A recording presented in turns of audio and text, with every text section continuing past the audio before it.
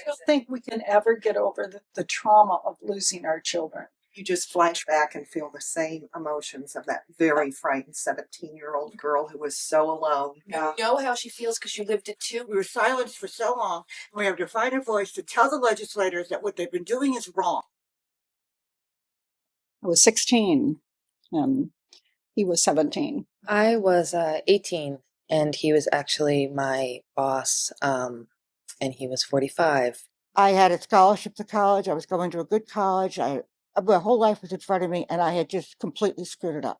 It just seemed unreal. I just couldn't believe that I was pregnant. Like most teens, I didn't think it would happen to me. And my mother said, "You don't look right. Something's wrong." And I told her I had the flu, which she said, "No, I don't think you have the flu." So she took me to a doctor. And he did a pelvic exam, says, well, it feels like a 3-month enlarged uterus. And I thought, holy shit. And it really hit me then. I knew I had to tell my parents, and I knew that was going to be very difficult. First thing she said was, I can't raise this baby. And then she started with, what will the neighbors say?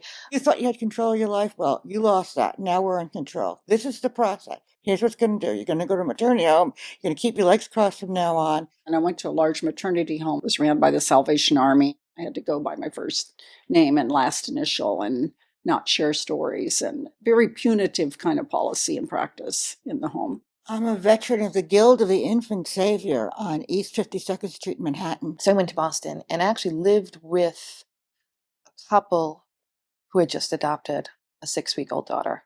It was a 1-story building, and it was surrounded by about probably a 10 or 11 foot tall chain link fence, and then topped with barbed wire. We were not allowed to leave. We were kept away from society in general. It was a very dark and cold November night. I was by myself. There was nobody there. I knew it was going to hurt, but I was scared. We were not given any kind of preparation for labor and delivery, what it was going to be like. I was induced preterm 2 days before my 16th birthday because the doctor only came on Thursdays. And I remember going into the labor and delivery, and all I could hear were women screaming. I was in labor from all by myself from 10 o'clock in the morning till 7 o'clock at night in leather restraints with no pain medication, no phone calls, and no visitors. And then just before she was born, they knocked me out. So it was like I wasn't even at the birth. They put a screen in front of me so I couldn't touch or hold my son, and then he was born and they took him away. I had made this person and he was just perfect. And I did get to hold him, but I knew I only had, those 48 hours. I was strapped down with leather straps on my arms so I couldn't touch the baby. Sorry, I was put out, and I woke up and he had just been born. They wouldn't let me touch him. They said I'd never remember this. So what I did is, when I left, I took the card in her bassinet that had her name and her weight and her length on it, because I was afraid I would forget, and I knew I couldn't. So I carried that card until I met her 30 years later, and I gave it to her. I really think it would be great to get a copy of that piece of paper I signed, but I've never seen it. Aside from the card I stole, I never had any proof I had a child, a proof of that whole experience. I'd like to make crystal clear that I was 17 years old, alone in a hospital. I had just held my 1-day-old son, and the nurse came in with a document that was blank and had me sign the bottom, and they would fill in the information later. How legal is that? I remember that the social worker was extremely cheerful to the point of discomfort because it was such a horrific moment for me.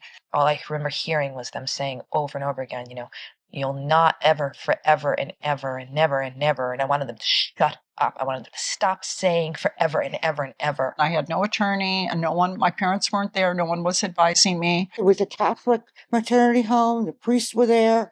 The priest who was advising us was also the attorney who handled the adoption.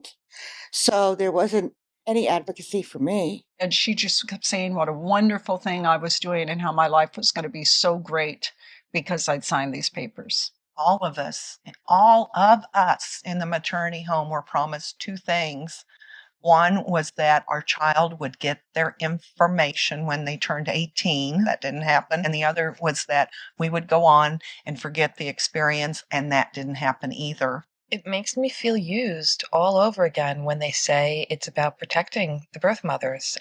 It's like, you weren't protecting me then. You really, now that I know what I know, you wanted my child. Lawmakers say adoption, it's in the interest of child, up until that child turns 18 and stands up and says it would be helpful to me to have my original birth certificate and information about myself. Suddenly it becomes about protecting the birth mom. Why the shift? Gender politics, religious politics, institutional politics, policy and practice, controlling the fecundity of women is always what shapes those that are advocating to keep records closed and sealed. And it really isn't about the birth mother. She just happens to be someone they use as the poster in the front. I never asked for privacy for my daughter. The best day of my life was when she came and contacted me. I have never met a birth mom who didn't want to know what happened to the child they surrendered for adoption. Never have met one. I think we're all just waiting for our children. We're finding them ourselves because we can't wait anymore.